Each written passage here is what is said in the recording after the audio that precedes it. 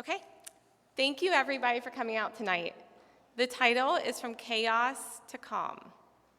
So who in here feels a little chaotic tonight? So the goal is when you change your mindset, you change people's reactions to you.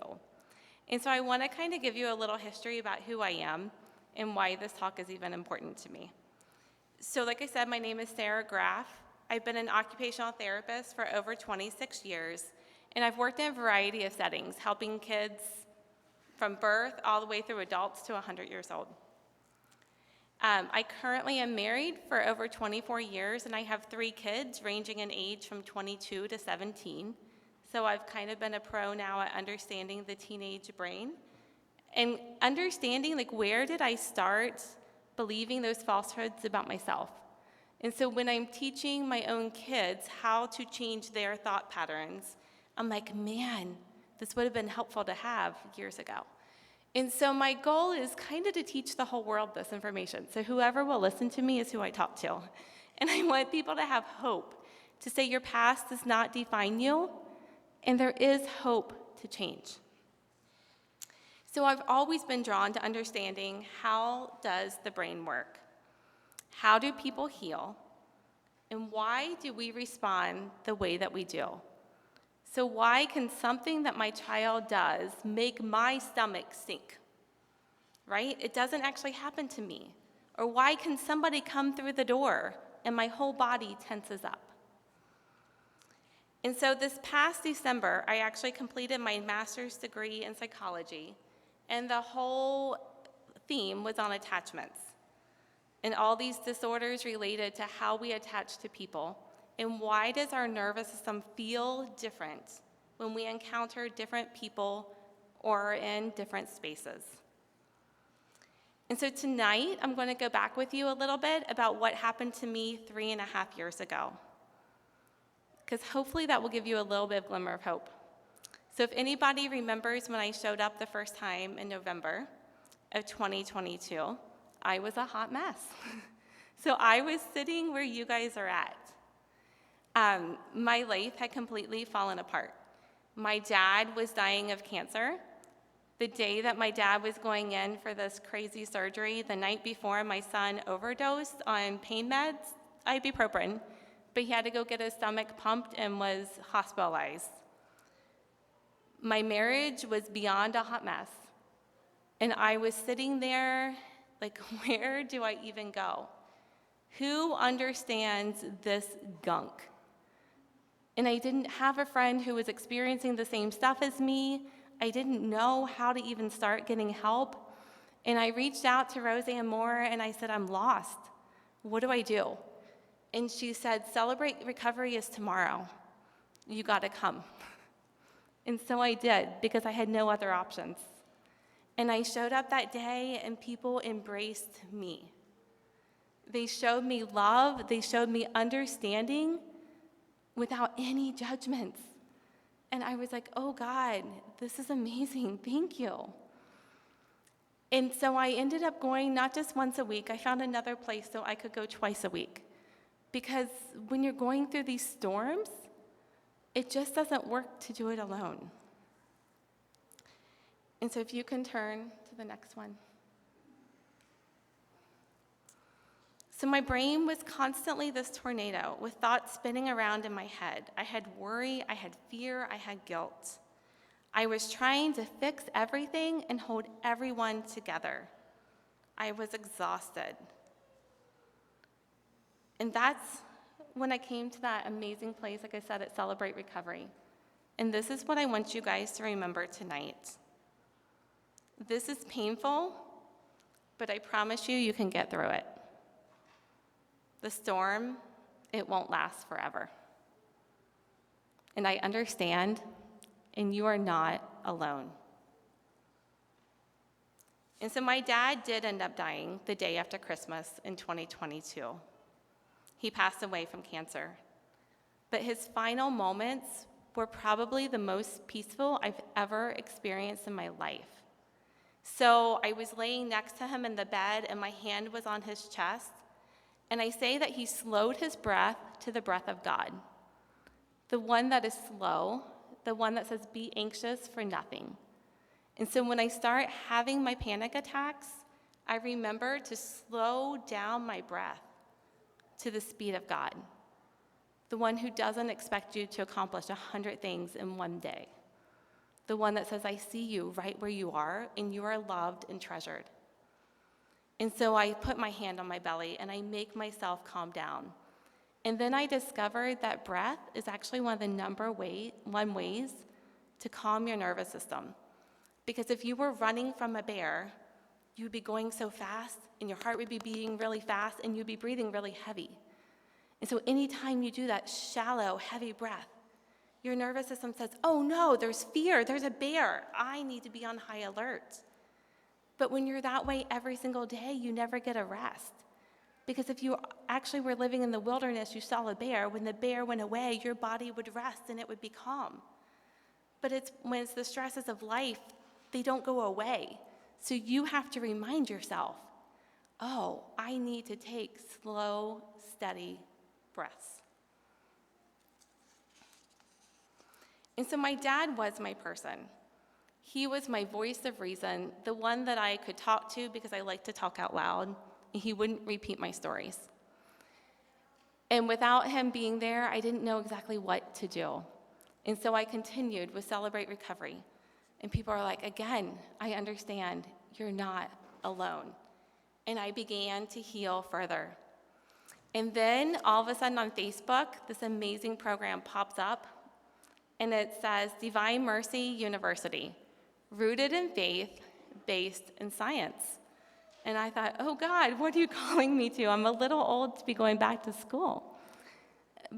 But I signed up, and they gave out one scholarship for 50% off, and I'm competing against super duper holy people.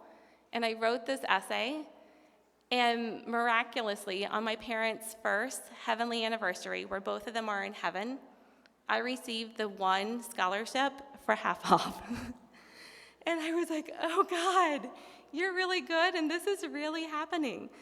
So in the midst of raising my kids, in the midst of working, I somehow found a way to get my master's of psychology and learn about attachments, and then I learned the science that came behind my pain. And so I learned I could do hard things.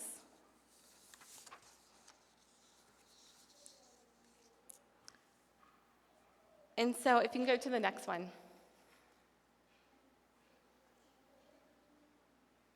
Thanks. So one of the things I learned about through my 27 months of education is the difference between reacting versus responding. So when you react to something, you have 3 responses. It's fight, flight, or freeze. But if you respond to something, you have hundreds of different options. So reactions, they're automatic. They come from a place of wounds, the place that's amazingly overwhelmed. So like your nervous system, it remembers, don't touch a hot stove. That's not safe. And that's amazing that your body remembers that. It keeps you from touching a hot stove every single day and getting burnt. But what also happens is somebody raises their voice. Somebody doesn't return your call. And instead of going to a spot of responding, you go to that fight, flight, freeze, and you react. But as you begin to heal, you learn the difference, that I can pause and I can respond. So your response is intentional. So there's still this hot stove here, but how about I use a pan and I make the meal very carefully, and I know not to touch the burner? That's a response. So I'm not just so afraid of the stove that I stay far away from it, but I know, how do I use a stove? How can I calm my body so that no matter what is coming at me, I have choices. I'm not backed up into a corner. You go ahead and change. And so as I began to know that I had control, I learned that I was going to change the dance. We were so used to the spicy tango in my family. We're not Italian, but I say that we fight like we are. We're passionate about whatever we believe in. But I stopped. I said I wasn't engaging in this. And so as I changed my dance, the family has learned to change the dance around me because it doesn't work. And I didn't know that. For years, I spent trying to fix my family, helping them in any way possible. But when I stopped, I knew I had to take control of myself. That's when I began to heal. And more than anything else in the world that I've ever done, as I healed, that's what changed my family to heal as well. So that's kind of what I want to talk to you guys about today. Your reactions aren't random, and they're not failures. They are your nervous system response. They are your brain's way that has kept you safe, that has made you a fighter, that has kept you here where you are today for this long of your life. But I want you to know that there's more that you can do than just fight, flight, or freeze. There's hundreds of other options. And when you learn this secret, it's a game changer. So go ahead and change. So I want you to know, first of all, your emotions are not the problem. So Jesus himself showed us that in the Garden of Gethsemane. He was in such deep anguish that he sweat blood. He was carrying the emotional weight of every human experience, pain, fear, rejection, from the beginning of time through all eternity. They say that the emotional pain was far more severe than any of the physical pain he endured. So he felt our emotions fully. But the difference is he didn't let the emotions or the rejections from others define his identity. He knew he was the Son of God.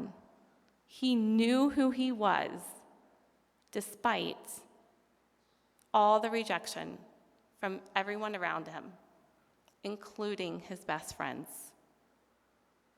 So that's where you have to realize the difference between feeling an emotion versus believing the lie that's attached to that emotion. Go ahead and change to the next one, please. So this one's in your handout too, I believe. But it's not what we feel. It's in the top. So you'll have this right here, so you can always remember this. So it's not what we come to believe in the middle of what we feel.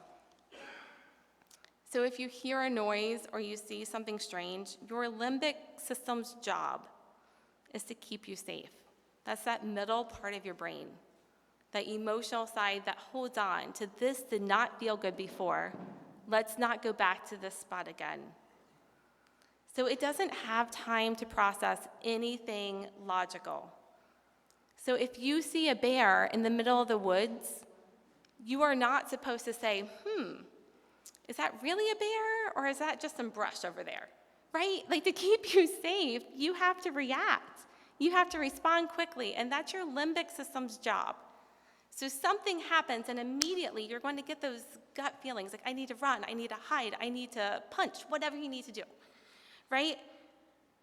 But then you're going to use that top part of your brain. You're going to tell yourself, I am safe. And the top part of your brain, the cortex, is the one that gives you hundreds of different options of how to respond and to reprocess your story. So when your heart starts to race, when your muscles tighten and your breathing changes, you're prepared to defend yourself. So in the woods, that system, it kept you alive. But in relationships and conversations and stressful moments, your brain is reacting the exact same way. even when there is no bear, and you interpret that tone of voice, that facial expression, or that delayed text as a situation that you need to defend yourself against. So remember that your emotions, they make sense. What we truly believe is often revealed through what we feel. Your present emotional pain is an indicator of this belief that's rooted from years and years of experience.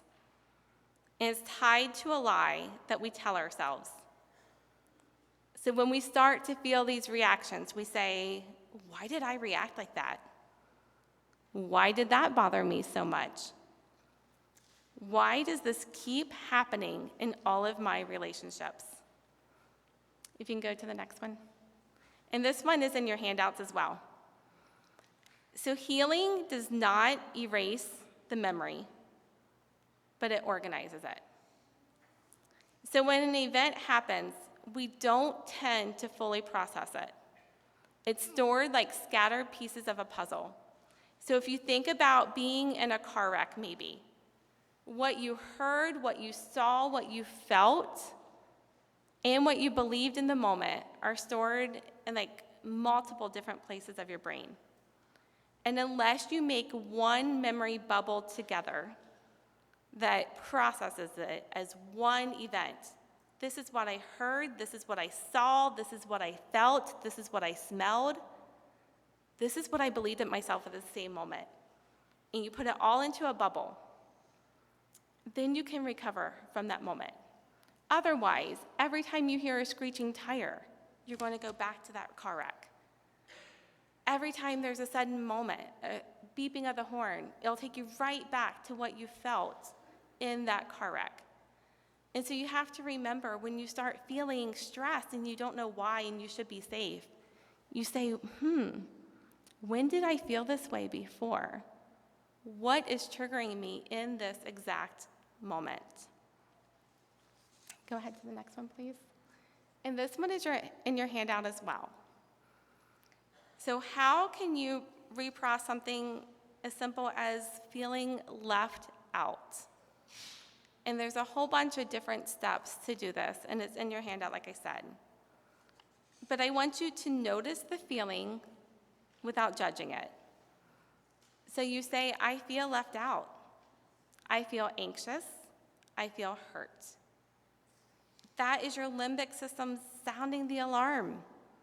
Not because you're weak. Not because something's wrong with you, but because your brain is trying to protect you. And so what you say is, my feelings are real, but they're not the full story.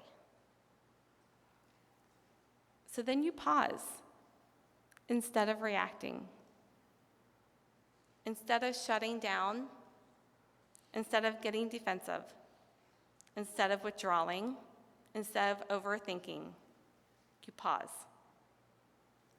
Then you ask, when have I felt this way before? Often the intensity is not just about this current moment. It's connected to something that happened to you in the past. So this feels like an event that happened in middle school. This feels like another time when I was not included. This feels like another time when I was not chosen. Then you have to separate what's currently happening from what happened to you in the past. So you have to ask, is this really the same event? Am I truly being rejected right now? How else could I think about the situation? Then you will identify the lie that you're tempted to believe. So you catch it. When you start saying, I don't belong, I'll never belong, I'm not important to anybody, people really don't want me, I'll be alone for the rest of my life. You catch those thoughts and you replace them with truth. This is when that moment of transformation happens. And so you're going to tell yourself, I'm worthy, even when I'm not included. One moment does not define my value, and I'm not alone. You think about somebody else that you might be able to call in that moment, or you focus on if I come to CR, those are my people. They'll cherish me right where I'm at today. And so you remember that God is with me in this moment, and I'm chosen. If you can change to the next one. So I love Psalm 139. It reminds us that we are fully known, we are fully seen, and never, ever alone. And that's the safest place to bring our wounds, to the God that we don't have to hide from. I spent my whole life until I was in my 40s hiding from this God because I thought I had to be perfect to be cherished, and I was scared of my thoughts. And when I finally came to the revelation that he knew it anyway, he didn't want me to hide. He wanted me to run to him. I was able to heal. And so Psalm 139 says, "Oh Lord, you have searched me and you know me. Where can I go from your spirit? For you formed my inward parts. You knitted me together in my mother's womb. I praise you, for I am fearfully and wonderfully made. Search me, O God, and know my heart. Try me and know my thoughts, and see if there be any wicked way in me, and lead me to the way everlasting." Thank you.